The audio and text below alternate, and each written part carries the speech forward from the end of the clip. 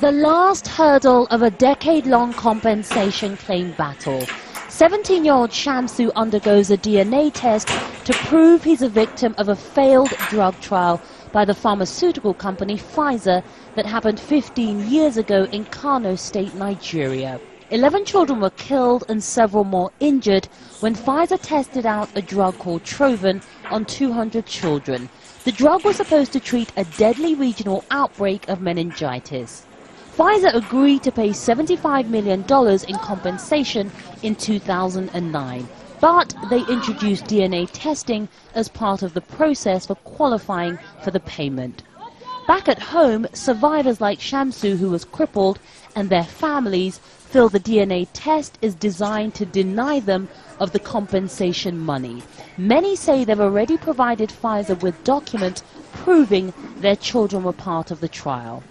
In the claimant form we filled, they stated clearly that only when we undergo a DNA test, they will pay the compensation. Pfizer, which denies all wrongdoing, even though it's agreed to pay out $75 million, says the DNA test is designed to guard against fraudulent claims.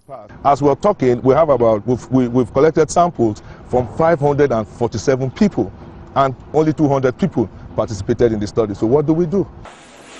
But many of the victims are poor and illiterate. They don't understand what DNA testing is and fear it's another attempt by Pfizer to make them guinea pigs in a new drug trial.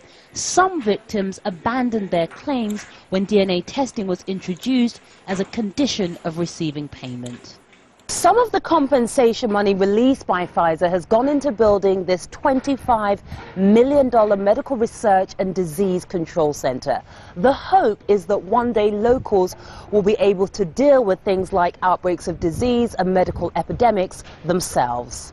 It may go some way to healing the wounds of Pfizer's experiment and benefit the survivors who are simply too afraid to go for DNA testing.